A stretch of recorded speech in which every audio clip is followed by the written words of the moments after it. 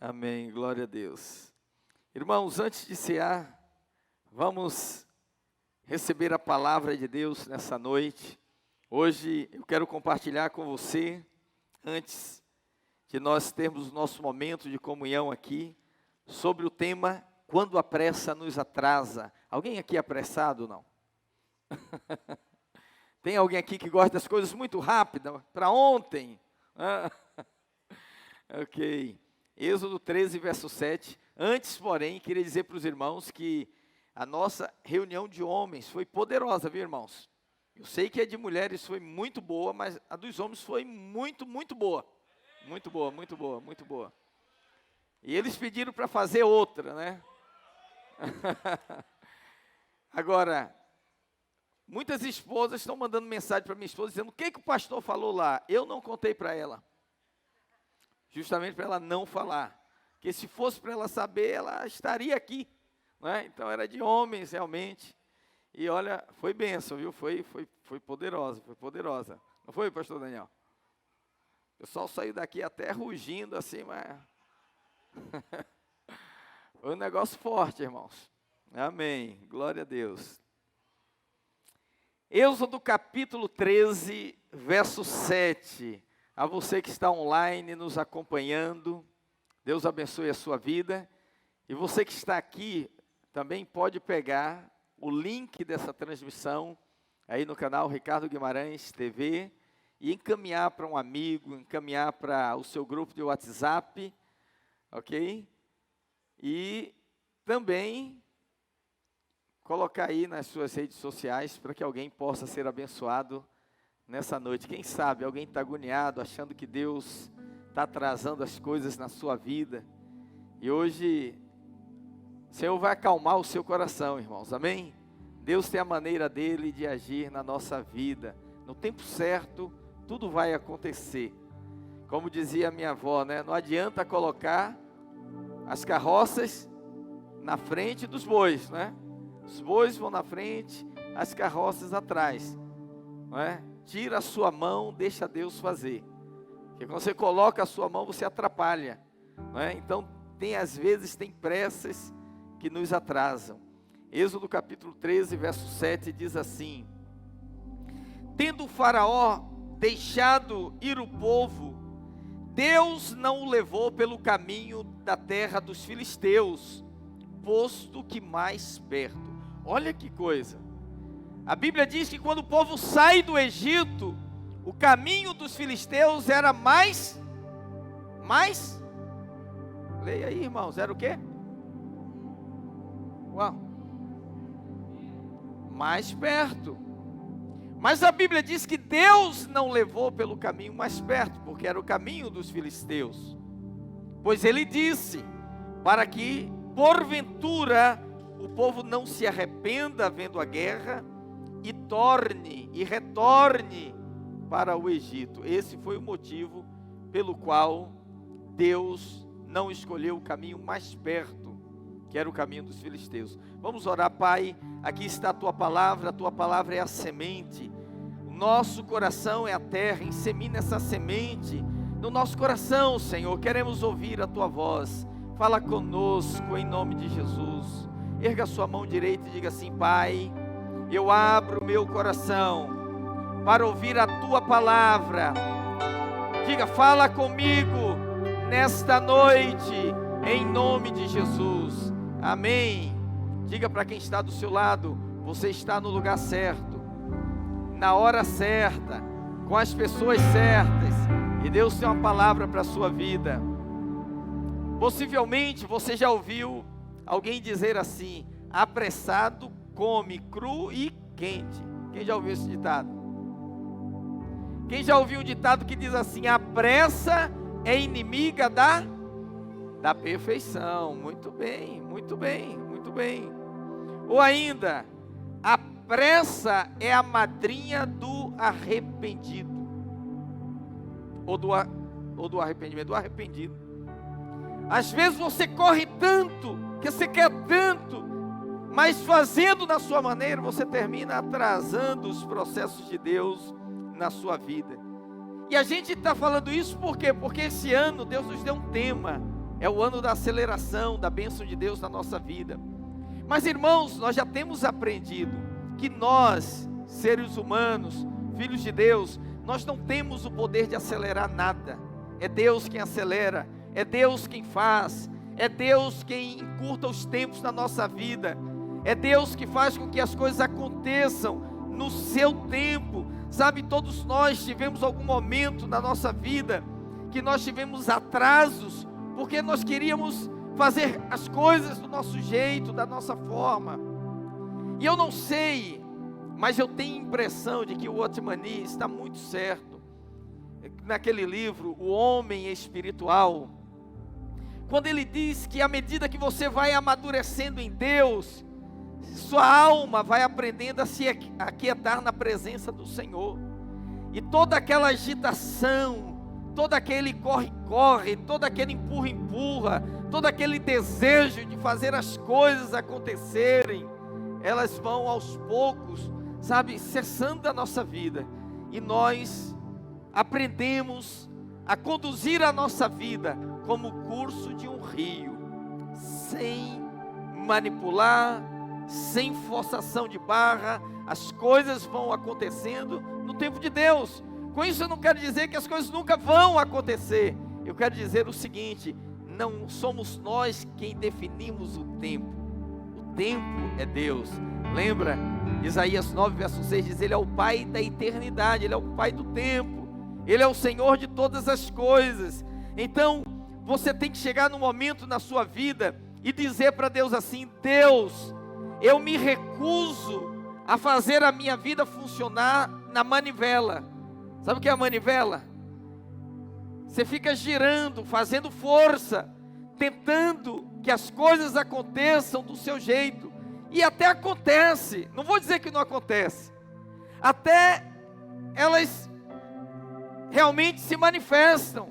Só que no final você está tão cansado, você está tão exausto, você está tão acabado. E eu já encontrei tanta gente assim, que ela fala: eu trabalhei muito na obra, estou tão cansado, estou tão desgastado. Irmão, só tem esse desgaste de fato quem faz as coisas na força do braço, no poder da manivela. Porque quando você deixa Deus ser Deus na sua vida, quando você deixa Deus fazer as coisas na sua vida, você anda no descanso e você desfruta do refrigério do Senhor, amém? É tão bom quando a sua vida é permeada de paz. É tão bom quando as coisas acontecem e nós sabemos que Deus está fazendo, que Deus está realizando. E hoje, o meu maior temor, sabe qual que é? É aquela palavra que Jesus falou, entrando em Jerusalém, quando ele disse para Israel, disse: vocês não enxergaram, vocês não viram o tempo da oportunidade. Então a Bíblia diz que o tempo todo aquele povo queria tanto o Messias, orava pelo Messias, buscava o Messias veio, e eles não reconheceram. Como diz João capítulo 1, verso 12, ele veio para os que eram seus, mas os seus o rejeitaram. Eles profetizaram tanto, eles estudaram tanto, mas na hora que Deus estava fazendo, eles nem perceberam. E você vê o desastre que foi. Irmãos, deixa eu falar uma coisa para você. Os projetos de Deus, os planos do Senhor para a sua vida, são planos de bênçãos. Os planos de Deus os pensamentos de Deus são pensamentos elevados. Deus está sempre trabalhando para o nosso bem. Isaías fala isso, não é? Qual Deus que trabalha para o nosso bem? Desde a eternidade nunca se viu um Deus que trabalha, um Deus que faz por nós. Você precisa chegar no final desse culto hoje e dizer assim: eu vou ver Deus trabalhar na minha vida, eu vou esperar a manifestação de Deus na minha vida, eu desisto de fazer as coisas na força do meu braço, amém? Diga para quem está do seu lado: Deus não esqueceu de você.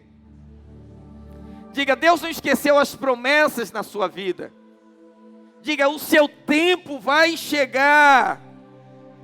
Agora eu e você não temos o poder, a capacidade de gerar de acelerar o tempo, nem de gerar resultados na nossa vida. E muitas vezes, a nossa pressa pode se transformar em grande atraso.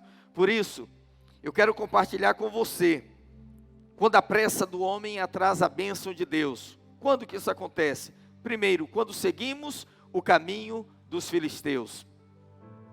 O texto que nós lemos fala da saída do povo do Egito. E o povo sai, os irmãos sabem, eles estão 430 anos habitando no Egito, a maior parte desse tempo vivendo como escravo, debaixo de uma promessa de libertação. A promessa se cumpre, o tempo chega, eles estão a 13 dias da terra prometida, era um tempo muito curto, e a Bíblia diz que eles saem e começam a caminhar, de repente, o lógico, o que era o lógico?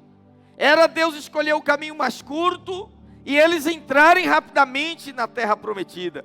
Mas olha o que acontece no verso 17 do capítulo 13, diz assim: tendo Faraó deixado ir o povo, Deus não o levou pelo caminho da terra dos filisteus, posto que mais perto, pois disse, para que porventura o povo não se arrependa vendo a guerra e torne ao Egito. O caminho dos filisteus era o caminho mais curto, mas a Bíblia diz que agora Deus faz o povo caminhar pelo deserto, que era o caminho mais longe. Veja, isso é contrário a todo ensino natural, isso é contrário a toda palestra motivacional que diz: olha, tem que ser rápido, pega o caminho mais curto, chega ao topo rapidamente. Não, as coisas de Deus não seguem uma lógica natural. Irmãos, não tente fazer a obra de Deus pelos conceitos humanos. O poder de acelerar pertence a Deus. Olha para quem está do seu lado e diga para ele assim: o poder de acelerar pertence a Deus. Os filisteus eram um povo descendente dos egípcios. E a gente sabe que o Egito é símbolo do mundo. Algumas cidades na Bíblia, elas têm significado espiritual. O Egito é símbolo do mundo. Os filisteus não são o mundo, mas os filisteus saíram do Egito. O que significa a palavra filisteu? Ela vem do hebraico e significa aquele que se revolve no pó. A palavra filisteu significa empoeirado, alguém que está se revolvendo no pó. E nós sabemos que depois que o homem pecou, Deus falou à serpente: rastejarás sobre o teu ventre e comerás o pó da terra. O que o pó da terra simboliza? Simboliza a carne do homem, os desejos, a concupiscência dos olhos, a cobiça. É isso que a Bíblia diz que se tornou o alimento do diabo. Então não pense que a carne seja de fato o nosso corpo. A carne é a concupiscência, como diz o apóstolo João, dos olhos, a soberba da vida. Isso mostra então que os filisteus simbolizam o quê? Um espírito maligno. E que espírito maligno é esse? É um espírito que se alimenta do pó. Que pó? Ele se alimenta da carne. Que carne? Os desejos naturais. E Êxodo 13:17 diz que haviam dois caminhos possíveis para o povo chegar a Canaã: o caminho dos filisteus, um caminho curto, e o caminho mais longo, que era um caminho que passava pelo deserto. Isso aponta para o que Jesus falou. Ele disse: há dois caminhos, há um estreito e apertado, mas que conduz à salvação. Existe um largo, um caminho largo, mas que conduz à perdição. O caminho largo é esse caminho dos filisteus. O caminho estreito é o caminho do deserto. Então naquele tempo, quando o povo sai do Egito, quem são os filisteus? Eles são os piores inimigos de Israel. Quem eram os filisteus? Eram os maiores opositores, os que faziam maior resistência ao povo de Deus. Mas hoje eu pergunto: quem são os filisteus? Nós podemos ver quem são estudando o significado do seu nome. Os filisteus hoje apontam para qualquer ensino, qualquer doutrina que nos faz sentir empoeirados, que nos faz sentir, não é, cobertos de pó, mergulhados em poeira. A obra dos filisteus é nos fazer sentir sujos. Irmãos, ouça o que eu vou falar para você. A maneira como Deus nos lava é através da palavra. O apóstolo Paulo, escrevendo aos maridos em Efésios, ele diz assim: vós maridos, amai as vossas esposas, como Cristo a igreja, santificando-a com a lavagem de água pela palavra. É a palavra que nos lava. Mas se essa palavra não for uma palavra da graça, não for uma palavra da fé, ela nos suja. Hoje eu estava fazendo uma pergunta ao Senhor. Eu falei: Senhor, será que depois de tantos anos pregando, basicamente, né, há muitas pessoas que nos acompanham por anos, alguns estão conosco desde o início do ministério. Eu pergunto: será que hoje você já consegue discernir quando você ouve uma palavra da graça e quando você ouve uma palavra que é condenatória, acusatória, legalista? Você já consegue fazer essa distinção? Alguém já consegue? Você consegue ouvir uma música, ouvir alguém pregando na rádio? Falar em rádio, nós vamos começar a nossa rádio web, a nossa rádio online, amém? Glória a Deus. Vamos começar em nome de Jesus, né? Em breve, antes do final do ano. Cadê o irmão Alberto? Está aqui? Está lá atrás, ó. Ele vai estar à frente desse projeto. As coisas estão andando, irmãos, estão acontecendo, viu? E vão acontecer mais ainda. Eu fiquei perguntando: você já consegue discernir quando uma palavra te lava e quando uma palavra te faz ficar mais pesada ainda? Já consegue perceber isso? Porque isso é fundamental. Isso aqui é imprescindível para nós. Então, por outro lado, você tem um ensino cheio de vida, um ensino cheio de unção. E eu vou dizer para você: você pode ser um crente antigo, você pode ser um crente novo, você pode já ter feito os cursos, você pode não ter feito os cursos, mas quando você tem o Espírito Santo de Deus e você ouve uma palavra que é de Deus, o Espírito testifica no seu coração. E quando você ouve uma palavra que não está alinhada com a palavra de Deus, o Espírito também, ele resiste no seu coração. Você fala: eu não sei explicar, eu não sei onde é que está o problema, mas alguma coisa não está batendo. Você já teve essa sensação? Porque foi assim que eu tive as minhas primeiras percepções. E eu sei, se você tem o Espírito, a Bíblia diz que a unção que está em vós vos ensinará todas as coisas. E eu já ouvi esse testemunho de irmãos novos na fé. Pastor, saí de férias, estava em tal cidade, resolvi visitar uma determinada igreja, mas quando começou a palavra eu falei: puxa vida, não é isso.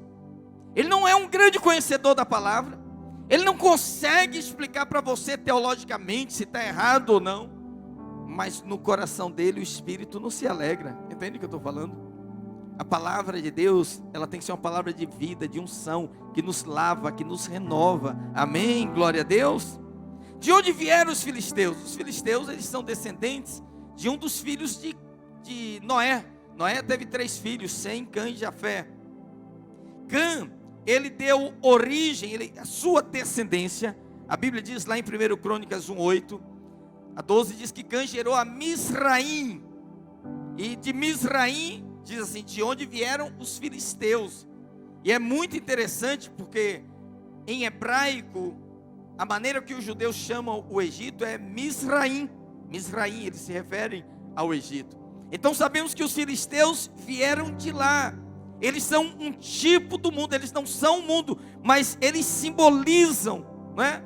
Eles simbolizam algo que provém do mundo, estão dentro da terra prometida. Olha só, o Egito ficou para trás, os filisteus estão dentro ali, ó, fazendo resistência, mas eles têm a mesma essência, eles trazem a mesma poeira, a mesma contaminação. Então esses são aqueles que se arvoram de levantar e pregar a palavra, e às vezes até falam na graça, mas tentam dar um equilíbrio e colocar um pouco de lei, né, para equilibrar.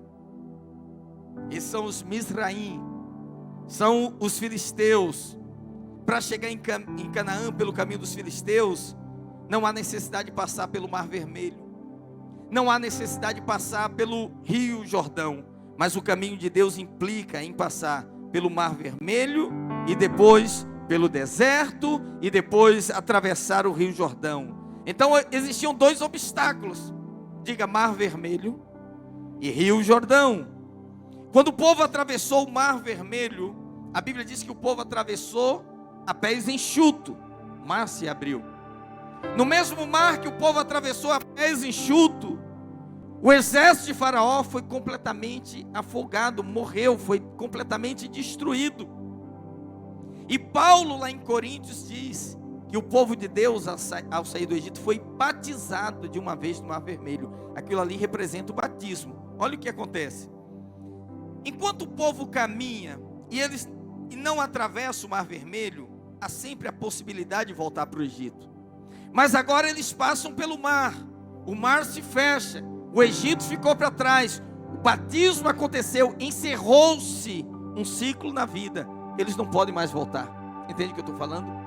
Por isso que o batismo é tão importante, porque o batismo ele encerra um ciclo. O que é o batismo? O batismo é um selo, ele fecha uma porta atrás de você, ele corta o cordão umbilical com o mundo e coloca você diante de um novo ciclo. Amém, queridos? Então, o Mar Vermelho foi a libertação completa, definitiva. E a Bíblia diz que na cruz o Senhor venceu Satanás e nos libertou completamente da escravidão. Diga amém. Aí o povo caminha pelo deserto, caminha pelo deserto, caminha pelo deserto. Chega lá de frente para a terra prometida, eles ainda têm um obstáculo, eles têm que atravessar o Rio Jordão. E o Rio Jordão também aponta para a cruz de Cristo. Por quê?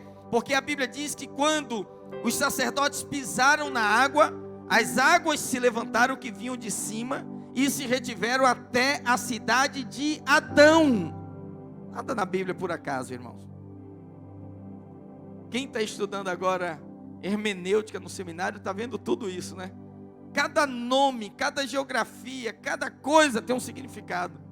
E as águas se detiveram até a cidade de Adão. Adão está lá no início. Ele está dizendo que a obra consumada da cruz, ela foi eficaz. A cruz é o seguinte, ela estava no topo. Ela foi eficaz para trás e ela foi eficaz para frente. Quem creu naquele dia como aquele soldado romano e disse assim, verdadeiramente, ele era o Filho de Deus, ele foi alcançado. Aqueles que morreram em fé foram alcançados. A maldição foi quebrada até Adão. Não ficou nada para trás. E o nosso futuro foi garantido em Deus. Diga aleluia, glória a Deus. Então, se seguirmos pelo caminho dos filisteus, nós não passaremos nem pelo Mar Vermelho, nem pelo Rio Jordão.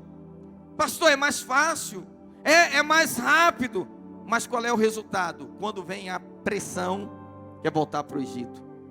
Irmãos, às vezes quando eu cumprimento uma pessoa que passou pelo encontro, ela está contando o testemunho, ela fala, ai, foi tão bom, eu gostei. Eu sempre digo assim, olha, quebra o retrovisor e não olha mais para trás. Caminha para frente, anda para frente, avança. Porque essa coisa de retroceder o tempo todo, de voltar atrás o tempo todo, de querer desistir o tempo todo, está muitas vezes associada às escolhas que nós fazemos na nossa vida, de seguir por caminhos que não são os caminhos de Deus para nós. São fáceis, logicamente são melhores, são curtos, mas nós temos que passar pelo Mar Vermelho, nós temos que passar pelo Jordão, nós temos que vencer esses obstáculos, nós temos que passar pela obra consumada da cruz, nós temos que aplicar fé naquilo que Cristo fez. Nós temos que ter muito cuidado, irmãos, porque muitas vezes coisas aparentemente lógicas, já vimos isso aqui, né? Na entrega do nosso jejum, não, na abertura da nossa conferência. Muitas vezes não é o caminho de Deus para nós. Então tenha muito cuidado. Muita gente, encontrei o segredo, 10 passos para isso, o segredo para a vida cristã vitoriosa. E sempre é alguma coisa que você tem que fazer, é alguma coisa tão rápida, tão mágica. E essas coisas não são de Deus. Os caminhos de Deus são os caminhos que vão nos levar aos propósitos de Deus. E o propósito de Deus é Canaã. Você não pode estar num projeto que quando vem a pressão, quando se levanta o inimigo, sua primeira alternativa é voltar. Eu já falei isso aqui para você várias vezes. Eu queria que isso fosse um estilo de vida para você. Se você algum dia, se você ainda não teve a oportunidade de ler, leia o meu livro, Uma Vida Resolvida. Você tem que viver a sua vida sem plano B, entende? Você tem que viver só com plano A.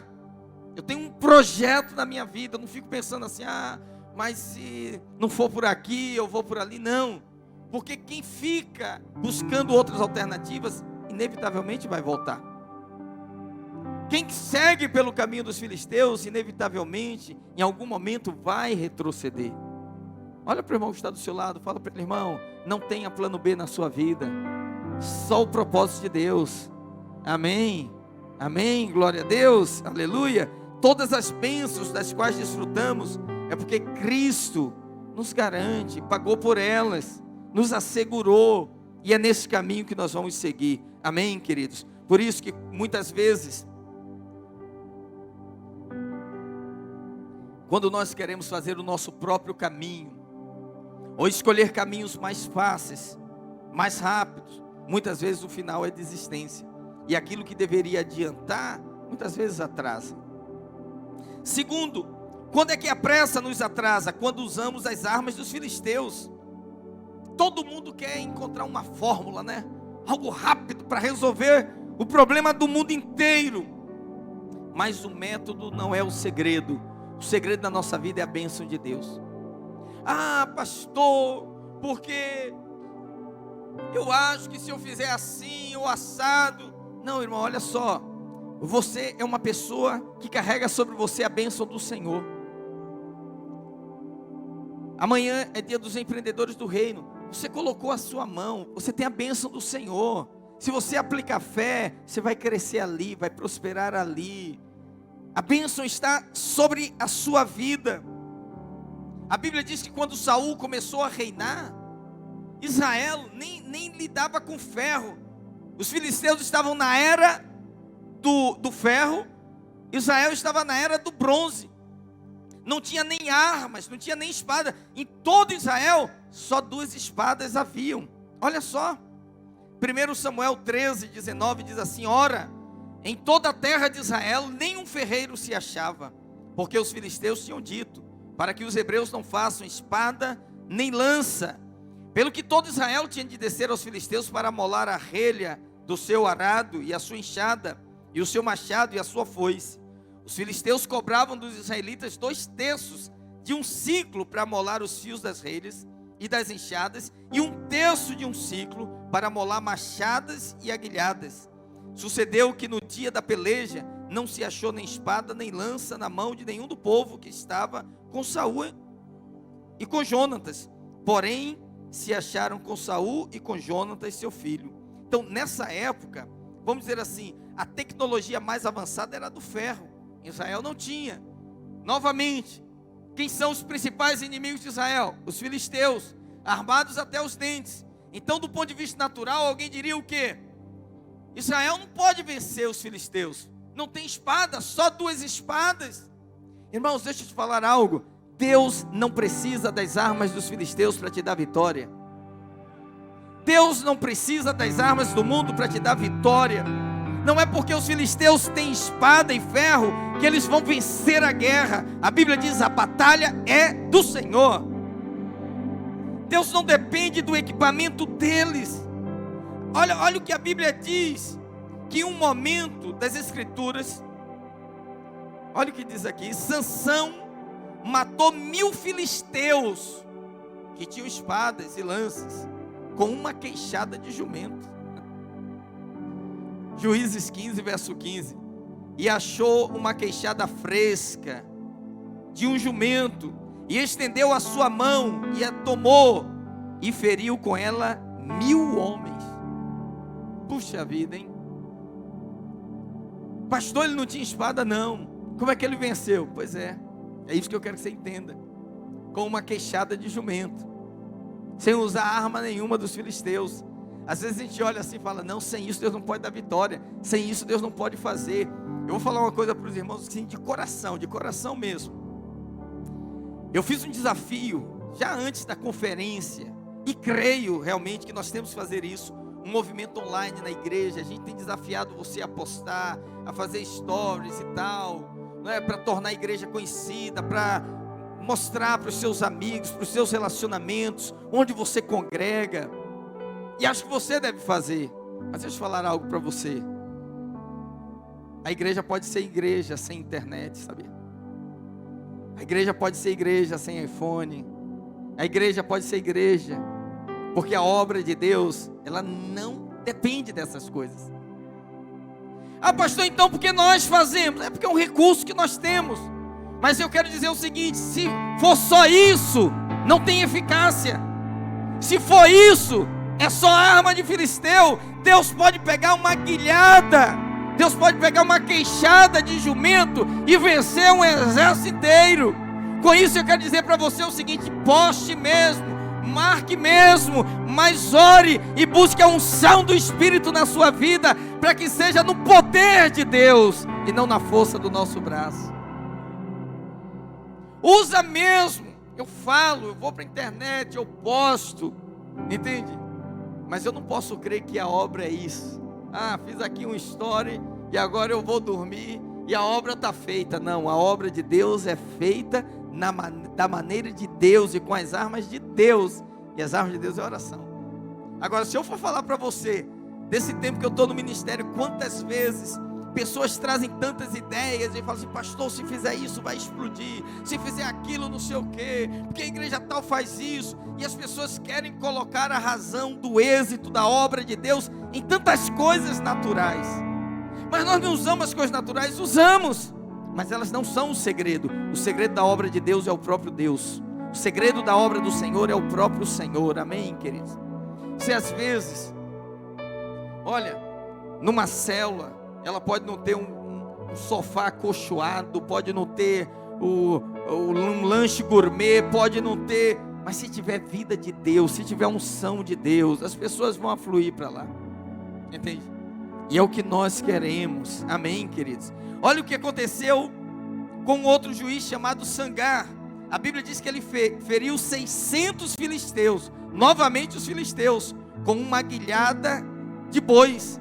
Depois dele levantou-se Sangar, filho de Anate, que matou 600 homens dos filisteus, com uma guilhada de bois. Ele também libertou a Israel.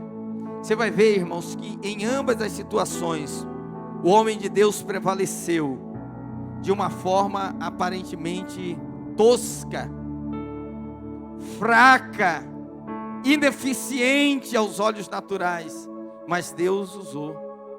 Por isso eu sempre digo, de vez em quando eu encontro pessoas que vêm assim, tentando ajudar a obra. Eu sei que o coração é bem intencionado. Falar: pastor, porque tem um líder, ele não tem aquela performance, ele não é tão capacitado. E eu vou falar para você, meu irmão, esse tempo todo, eu vou dizer para você, é uma frase de camiseta, mas é uma verdade. Já viu assim? Deus não escolhe os capacitados, Deus capacita os escolhidos. Já leu isso em algum lugar? É uma verdade. Não é um versículo da Bíblia não, porque não está desse jeito. Mas 2 Coríntios diz que ele usou as coisas loucas para confundir as sábias, e as que não são para confundir as que são. A lógica do reino de Deus às vezes nos deixa confusos, sabe? Porque é todo invertido. Ele diz: você quer ser o primeiro, seja o último. Você quer ser o mais importante, seja o primeiro a servir. As pessoas ficam enlouquecidas, porque no mundo não é assim não. Ele diz: uns dominam sobre outros, mas ele diz para vocês: não, vocês vão ser servos uns dos outros. E eu dou graças a Deus, porque de alguma forma o Espírito Santo de Deus tem nos ensinado a servir. Todos os encontros que nós fazemos, sempre tem muita gente querendo trabalhar, querendo servir, querendo participar de alguma forma. Todas as atividades que nós fazemos, conferência e tudo, Sempre tem irmãos disponíveis, dispostos a fazer. Porque esse é o caminho do crescimento. Você cresce servindo.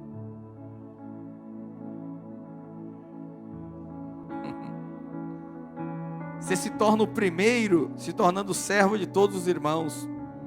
Então veja, tudo isso que eu estou lendo aqui, da aguilhada, da queixada, tudo isso está escrito para mostrar que mesmo os filisteus possuindo a tecnologia mais elevada, eles não podiam prevalecer contra o povo de Deus. Amém, irmãos? Às vezes você acha que está em desvantagem, porque tem menos condições, porque tem menos recursos. Falar, irmão, nada disso é empecilho para servir ao Senhor, nada disso é empecilho para fazer a obra de Deus. Você tem que fazer o máximo que você pode com o que você tem hoje. E se você, aplicar os princípios de Deus, o modelo de Deus, os caminhos de Deus, as armas de Deus, Deus vai te dar a vitória. Amém, glória a Deus, aleluia. Diga para o irmão que está do seu lado: você e Deus é sempre a maioria. Diga: você e o Senhor são mais fortes, mais poderosos do que todos os seus inimigos. Não é que você e Deus, eu estou colocando você e Deus na mesma proporção, não. É você e Deus, é a formiga e o elefante, né? Lembra da formiga que monta no pescoço do elefante e ele vai atravessando o deserto, batendo o pé, e a formiga olha para trás e diz: olha a poeira que a gente está fazendo, né? Olha a poeira que a gente está fazendo. Mas na verdade é só o elefante, você e Deus, só você associado a Ele, que na verdade é Ele que vai fazer tudo. Amém, glória a Deus. Terceiro, muitas vezes nós atrasamos a bênção de Deus quando nós imitamos o estilo de vida dos filisteus.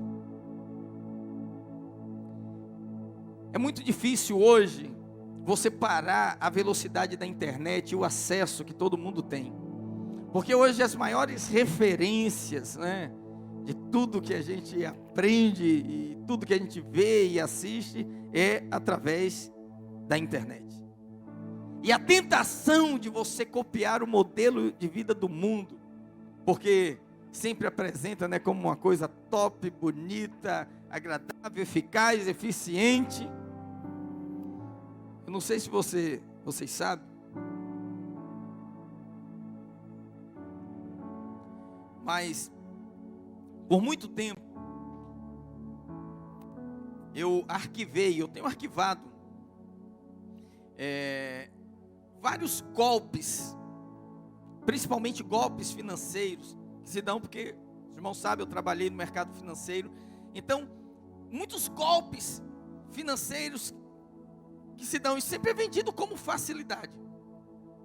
E de vez em quando eu estou lendo alguma reportagem e vejo acontecendo, eu falo: gente, isso é tão antigo, só teve uma nova roupagem. Mas os princípios, a maneira como é aplicado é da mesma forma. Alguém fala: mas isso funciona? Diz: funciona. Se não funcionasse, não tinha ninguém fazendo. Sempre tem alguém que cai. E semana passada, eu estava na internet, aí de repente vi lá uma promoção, um negócio assim, tá baixo. Eu falei: gente, quem está fazendo essa promoção? Eu olhei, era o Extra fazendo uma promoção. Aí eu chamei meus filhos e falei para ele: ó, vem aqui que eu vou mostrar para você um golpe na prática. Olha esse produto que eles estão oferecendo, olha o preço. Nós vamos pesquisar aqui, vamos ver o preço de mercado, qual que é. Aí, sim, todo mundo que faz promoção tem um preço médio, é um pouquinho para lá, não sai muito daquilo. Então um negócio muito mais barato. Eu falei: vamos ver, onde é que está o golpe? Porque a gente não estava conseguindo enxergar. Aí nós fomos lá no site oficial, digitamos o site do Extra e abriu uma outra página. Só que a página que a gente estava vendo era muito parecida, muito igual, muito idêntica. Aí nós fomos lá no cadeadozinho, né? Aí descobrimos o nome verdadeiro do site, que na verdade era uma máscara que eles estavam utilizando. Aí eu falei: primeiro passo, nós vamos aqui no Reclame Aqui, vamos ver se tem alguma reclamação. Aí o Reclame Aqui disse: não tem reclamação. Aí nós entramos em outro site: consulte esse site, se asseguro. Aí ele falou: ó, é um site suspeito porque ele só tem um dia de criado. Então por que não tinha reclamação no Reclame Aqui? Porque só tinha um dia de criado, não deu tempo ainda. Entendeu? Mas ele não é seguro. Ele botava lá, né, os motivos pelos quais ele não era seguro. Eu falei: olha, com certeza ao longo do dia, algumas pessoas fizeram compras aqui e nunca vão ver o produto nem o dinheiro de volta, porque amanhã ele já não vai estar mais no ar, entendeu? Por que eu estou falando isso? Para dizer para você o seguinte, que existe toda uma máscara, toda uma aparência. Isso em relação a todas as coisas que você vê na internet. A gente é muito tentado por essas coisas, muito tentado a seguir, muito tentado, as coisas muito fáceis, muito, sabe? Olha o que a palavra de Deus diz. Que um dia, o povo de Deus saiu para a batalha, e aí, estava perdendo a guerra, e como estava perdendo a guerra, alguém falou o seguinte: ó, nós estamos perdendo a guerra, porque nós não trouxemos a arca da aliança, vamos buscar a arca da aliança, e foram buscar a arca da aliança, e levaram para a guerra. O que aconteceu lá? A Bíblia diz que os filisteus roubaram a arca da aliança, mataram mais gente do que tinha matado na primeira vez, e 1 Samuel 4,10 diz assim: por isso, os filisteus lutaram desesperadamente, e Israel foi novamente derrotado. Dos homens de Israel morreram 30.000 nesse dia, e o restante fugiu para as tendas. A arca de Deus foi capturada. Pegaram a arca, levaram, foram embora. Botaram lá no templo de Dagon. O que aconteceu no dia seguinte? Dagon estava caído no chão. Dagon era o deus dos filisteus. Eles botaram aquela estátua de volta no lugar, e a arca estava ali. No outro dia eles foram, Dagon tinha caído e a cabeça tinha quebrado, soltou do resto do corpo. Aí eles ficaram preocupados, e a Bíblia diz que por conta deles reterem a arca, Deus mandou uma maldição sobre o povo. Os homens ficaram tudo com hemorroida e aquela coisa toda, tudo doído, tudo dolorido, e eles resolveram mandar a arca embora.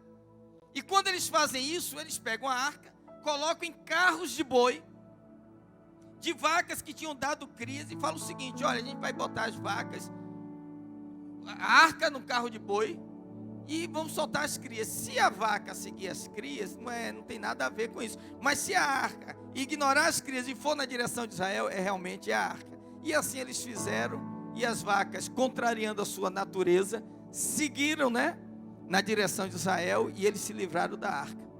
E a Bíblia diz que por muito tempo Israel ficou sem essa arca, Os irmãos conhecem a história. Olha o que aconteceu. A Bíblia diz que tempo depois, quando Davi se tornou rei, porque na época de Saul ele não buscou a arca, Davi quis buscar a arca. E o que ele faz? Bom, os filisteus mandaram em carros de bois. Ele vai imitar o modelo. Vou mandar também em carro de boi. Já viu esse negócio? Fulano fez, se deu bem, eu vou fazer também. Esse é um problema.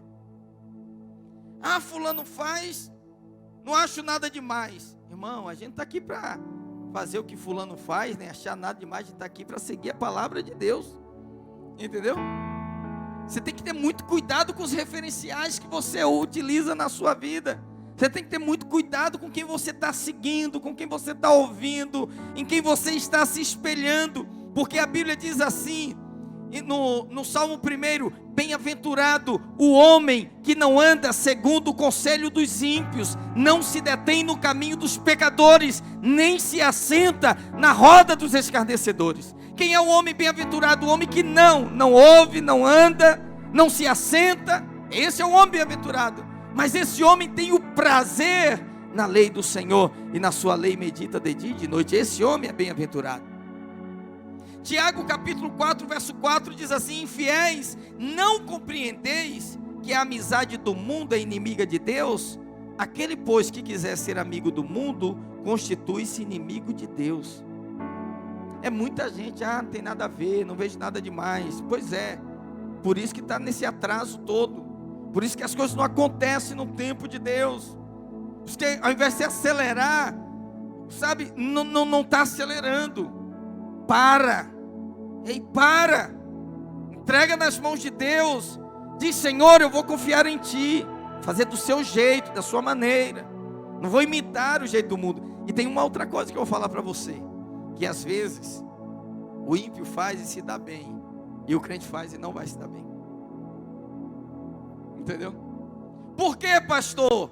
Diga assim: eles podem, você não. Ah, mas ele fez e deu certo. Mas você não, você é de outro reino, você é outra constituição. Você sabe qual é o problema do legalista? O problema do legalista é o seguinte: ele quer que você responda assim: é pecado ou não? Irmãos, entenda que eu não sei quando, mas antes de Jesus voltar você vai entender isso, que nós não andamos mais pela lei do é pecado ou não, nós seguimos a lei do Espírito e da vida. Tem coisas que Deus permite a um e não permite a outro.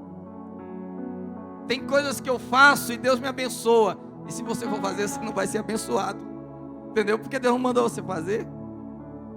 Tem coisa que outros fazem e se dão bem, e você não pode fazer. Ah, pastor, então eu nunca vou saber, eu queria um manual. Não tem manual, o manual é o Espírito Santo. Você tem que aprender a ouvir a voz do Espírito, a comer da árvore da vida. O problema do homem é que depois que comeu da árvore do conhecimento do bem e do mal, ele quer o certo e o errado. E quanto mais legalista é a pessoa, mais esse é o questionamento dela: onde é que está o erro? Qual o pecado? Não vejo nada demais. Esse é o seu problema. Você tem que aprender a andar pelo Espírito, ouvir de Deus, saber de Deus. Deus é isso, é aqui que o Senhor quer que eu esteja, é aqui que o Senhor quer que eu ande. Isso, acabou. Ah, mas fulano está andando. Você não tem nada a ver com fulano, é você. O problema de Davi, sabe qual que foi? Ele falou: os filisteus, deu certo. Olha só, carregou em carro de boi. Jerusalém é uma cidade alta, irmão. Por isso que sempre que você lê o Salmo diz assim: e o povo ascendia, subia a Jerusalém. O que Davi pensou? Isso nas costas vai demorar, vou botar em carro de bois, vai ser rapidinho. Foi rápido? Vamos ver se foi rápido. A Bíblia diz que aquilo que ia acontecer em 3 dias, que ele queria fazer em um dia, na verdade, levaram 3 meses. E tem coisas que levam anos, tem coisas que levam uma vida, entende? Você tem que parar diante de Deus e dizer: Senhor, eu quero caminhar pelo Espírito da vida. A nossa vida é muito curta, a gente tem pouco tempo, a gente tem que usar essa vida de maneira eficaz. A gente tem que estar onde Deus quer que nós estejamos, fazer o que Deus quer que nós façamos, da maneira de Deus, no tempo de Deus. Amém, queridos? Precisamos sempre perguntar: essa estratégia que eu estou usando, essa metodologia, esse caminho que eu estou seguindo, tem o selo de Deus? Porque às vezes você acha que as coisas de Deus é muito demorado, e você acha que você é mais esperto do que Deus, você vai fazer e vai resolver rápido. Não vai não. Igual o Padre Kelmo, não vai não. Vai não. Virou meme, né? O tempo, ele é sempre um grande teste na vida de qualquer pessoa. Sabia disso? O teste maior é o tempo. Deus fez uma promessa a Abraão: Abraão, eu vou te dar um filho. Sara, tua mulher, vai ter um filho. Sara estéril, Abraão é idoso, não podia ter o filho. Um dia ele conversou com Sara, Sara falou assim: Abraão, pela lei do nosso país, olha só, é legal. Nem tudo que é legal é para você, querido. Pela lei do nosso país, você pode deitar com a escrava e o filho vai ser nosso. Eu acho que era isso que Deus queria fazer. Todo mundo faz, vamos fazer também. Aí foi lá, sabe qual é o resultado? Ismael gerou uma confusão, irmão. Foram 13 anos que Abraão não ouviu a voz de Deus. A vida ficou parada, encalhada, entende? 13 anos, por quê? Porque foi na força da carne e gerou Ismael. Toda vez que nós andamos, tentamos dar uma mãozinha a Deus, adiantar os processos de Deus na nossa vida, o resultado é sempre Ismael. Deus tem um tempo dele. A Bíblia diz: quando chegou o tempo, Deus falou para Abraão: Abraão, eu sou El Shaddai, eu sou Deus Todo-Poderoso, anda na minha presença, ser perfeito. E Sara daqui a 1 ano vai ter um filho. E dentro de 1 ano Sara teve um filho. Entendeu? Não mudou nada. Quando ele estava pronto, tudo aconteceu. Deus não mudou, promessa não mudou, sabe? O Senhor é autossuficiente para fazer na nossa vida o que Ele prometeu, independente das circunstâncias. Talvez eu estou falando para alguém aqui nessa noite que diz: ah, pastor, eu acho que está demorando tanto, Deus já me fez essa promessa há tanto tempo, eu queria tanto que isso já acontecesse. Calma, querido, descansa. Tem um salmo de Davi que ele diz assim: aquieta minha alma, faz meu coração ouvir tua voz. Talvez o que você precise nessa noite é aquietar a sua alma e dizer assim: eu vou caminhar no teu tempo, não no meu tempo, porque tudo que eu faço a volta fica maior, e eu quero chegar no tempo de Deus na minha vida. Amém, queridos? Essa caminhada que nós fazemos com Deus tem que ser assim, e tem que ser em fé. E o segundo exemplo que eu quero dar para você aqui é o exemplo de Samaria. O que aconteceu? A Bíblia diz que Samaria foi sitiada pelo rei Senaqueribe, e aí o povo tinha provisão, quem tinha provisão foi usando as suas despensas, mas chegou uma hora que acabou tudo, não tinha comida. Se tivesse dinheiro para comprar, não tinha comida para vender. Foi aquele momento que duas mulheres combinaram o seguinte: olha, nós vamos cozinhar o meu filho hoje, vamos nos alimentar, amanhã a gente cozinha o seu. E o rei está passando e as mulheres estão discutindo, dizendo: ó rei, nós combinamos algo de nos alimentar do nosso próprio filho. Ontem eu matei o meu, cozi, e hoje ela não quer cozer o dela. E o rei ficou enlouquecido, falou: ai, se Deus não puder te ajudar, eu não posso fazer nada. Ele não conseguia mais julgar, o país debaixo de opressão. Aí Deus levantou o profeta, a Bíblia diz o profeta Eliseu, e ele liberou uma palavra profética. Agora, meu irmão, você vai receber uma palavra profética. Olha a situação de Samaria, segundo Reis 6:24, diz assim: depois disso, ajuntou Ben-Hadad, rei da Síria, falei Senaqueribe, né? Ben-Hadad, todo o seu exército subiu e sitiou a Samaria. Houve grande fome em Samaria, eis que a sitiaram a ponto de se vender a cabeça de um jumento por 80 ciclos de prata, e um pouco de esterco de pombas por 5 ciclos de prata. Ou seja, é que você comprar osso por muito dinheiro. Aí no meio daquela situação, Deus levantou o profeta dele, Eliseu. E Eliseu libera a palavra dizendo o seguinte, segundo Reis 7:1. Então disse Eliseu: ouvi a palavra do Senhor. Irmão, recebe essa palavra para a sua vida. Assim diz o Senhor. Veja só, momento de crise, inflação alta, ninguém tinha dinheiro, um desespero total, e o exército ainda estava sitiando a cidade. Do ponto de vista natural não tinha como reverter aquilo não, mas olha o que o profeta disse: assim diz o Senhor, amanhã, a estas horas, mais ou menos, dar-se-á um alqueire de flor de farinha por 1 ciclo, inverteu, deflação, e 2 de cevada por 1 ciclo à porta de Samaria. Verso 2, todo mundo ouviu, mas um capitão, cujo braço o rei se apoiava, respondeu ao homem de Deus. Você tem que ter muito cuidado quando você ouve uma palavra do Senhor. O que você vai responder? Porque a sua palavra pode denotar fé e colocar você no vagão da promessa, ou pode deixar você fora. Ele disse assim: ainda que o Senhor fizesse janelas no céu, poderia suceder isso?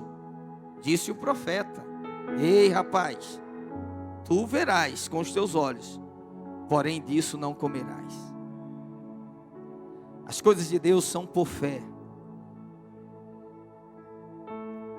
O problema da mente natural, do olhar natural, é isso, que ele fica comparando, olhando circunstância. Ele diz: isso aí nunca vai acontecer. Isso aí, nem que Deus abra as janelas do céu, isso nunca vai ter essa abundância, nunca vai ter a fartura, nunca vai acontecer dessa forma. Nunca duvide do poder de Deus, nunca duvide das promessas do Senhor. Aquilo que Ele prometeu, Ele vai fazer. O Senhor só exige de nós fé. O que eu estou falando para você? Não ande no caminho dos filisteus, não use as armas dos filisteus, não imite o estilo de vida dos filisteus. Eles andam por vista, nós andamos por fé. Eles são movidos pelo que é palpável, nós somos movidos pelo que é eterno, pelo que é invisível. Nós estamos vivendo um tempo em que tudo que fazemos demanda fé. Temos que ter fé todos os dias. Você tem que ter fé para ficar casado, tem que ter fé para criar filho, você tem que ter fé para prosperar, tem que ter fé para cura, você tem que ter fé para tudo na sua vida, meu irmão. E uma das coisas que eu falei para os homens aqui na reunião, eu falei para ele: olha, o homem é a glória de Cristo. Quando o homem abre a boca e fala, Deus fala com ele. Quando o homem se levanta, Deus se levanta com ele. E tinha um casal que veio congregar conosco. Ele tinha 3 filhinhas. 3 filhinhas. Uma ficava doente, 2 boas. Quando essa ficava boa, essas 2 ficavam doentes. Aí essa melhorava, a outra caía doente. Era assim. E eles tinham muita dificuldade de vir para o culto. Quando vinham, chegavam muito atrasado. Eu falava: irmão, o que acontece? Nossa, pastor, a menina passou mal. Na hora que a gente saiu, começou a vomitar. Não sei o que, estava com febre, passou com febre o dia todo. Elas estavam bem. Na hora de vir para o culto, a menina sentiu dor de barriga. Todo domingo uma coisa. E eles sempre me relatavam. Agora, o que você fala para um pai, para uma mãe, que o filho caiu doente, não é culpa dele, está febril, está doente, está com dor de barriga, está com isso, está com aquilo. Você tem que liberar uma palavra de fé. Mas um dia o Espírito Santo falou comigo: se eles estão muito passivos. E eu falei para aquele pai, eu falei: olha, você tem que chegar na sua casa, reunir sua família e dizer assim: chega, chega. Hoje é o último dia. Não vai ter essa alternância aqui na casa não. Uma fica boa, outra doente, uma boa, outra doente, outra doente. E ele falou: pastor, eu fiz isso. Cheguei lá e falou: chega, que não. Eu sou profeta de Deus nessa casa. Minhas filhas não vão ficar assim não. Irmãos, hoje eles não estão conosco, já tem bastante tempo. Mas naquela época eu lembro que foi até o final do ano. Porque no dia 31 eles estavam no culto. Ele falou: pastor, o senhor sabe que desde aquele dia minhas filhas não ficaram mais doentes? Você entende, irmão? As coisas de Deus movem por fé. O profeta falou: amanhã vai mudar. O outro falou: ainda que Deus faça janelas, isso não vai acontecer. Nos céus isso não vai acontecer. Ele falou: você vai ver, mas você não vai experimentar. Eu não quero estar entre aqueles que vão ver Deus fazendo e não vão experimentar. Eu quero experimentar. Eu quero estar no mover, irmãos. Tem fogo, eu quero estar no meio do fogo.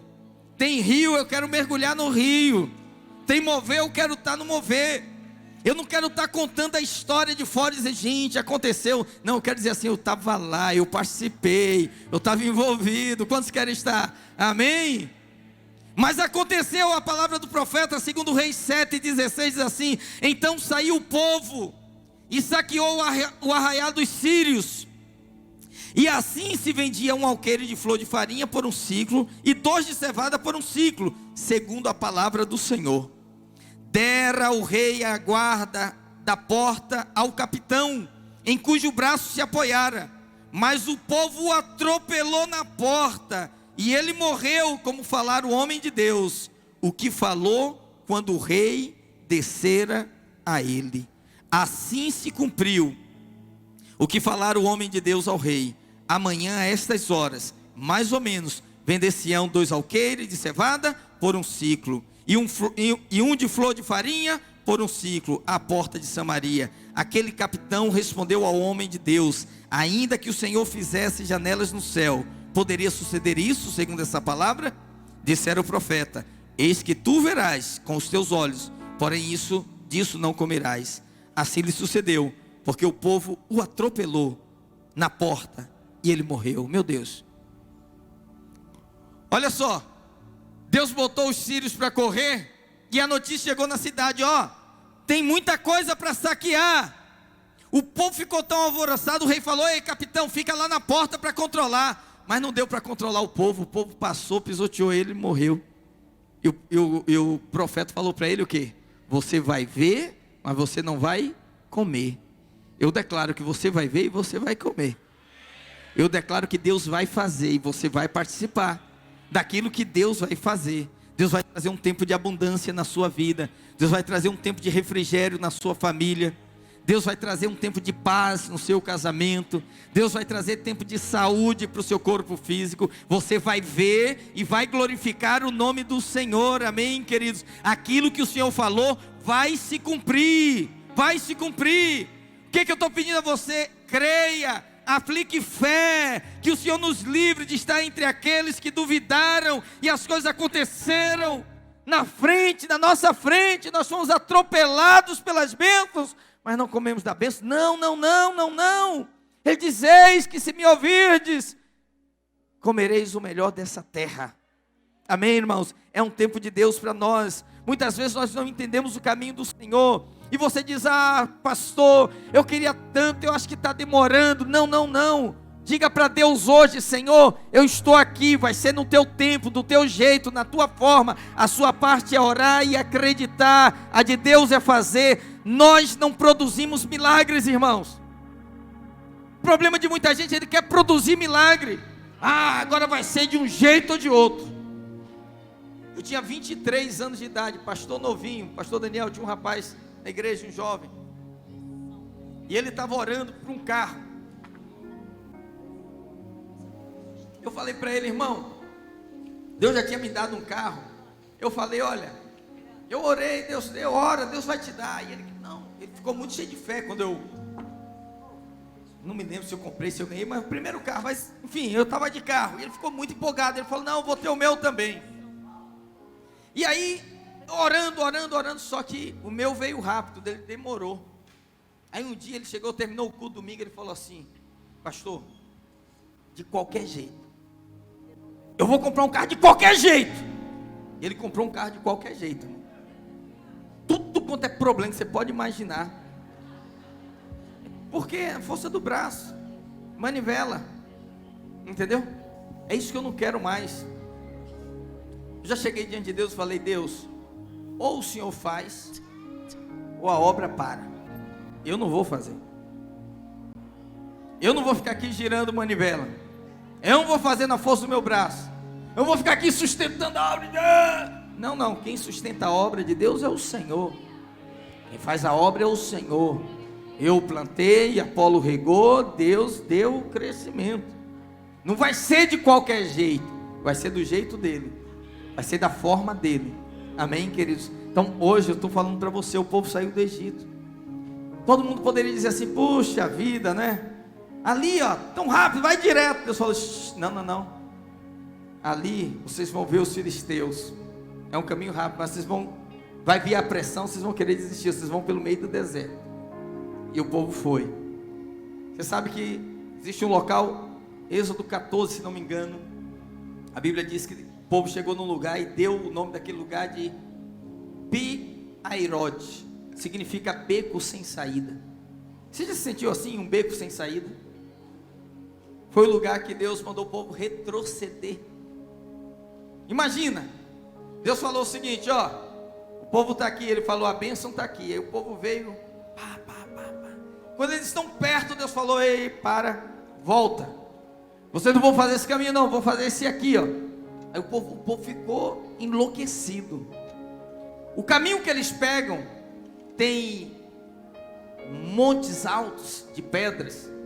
Quando você fizer a caravana com o pastor Egito, Israel, você vai ver esse caminho. Aí na frente era o Mar Vermelho. Aí foi que eles tiveram a experiência do milagre. E atrás, de repente, eles veem a poeira levantando, aquele barulho, pocotó, pocotó, pocotó, pocotó. O que é isso? O exército de Faraó. O Faraó arrependeu, falou: vamos buscar todo mundo de volta.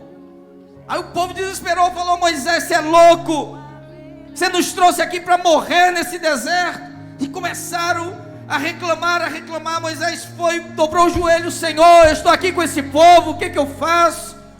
Deus falou: porque clama a mim os filhos de Israel, diga ao povo que marche. Como vamos marchar se tem um mar na frente? Moisés, levanta esse cajado que tem na tua mão, e com esse cajado eu vou fazer. E a Bíblia diz que Moisés levantou, olha só, Moisés levantou o cajado, ó. Aí o povo todo na expectativa, e o mar não abria. Sabe o que aconteceu?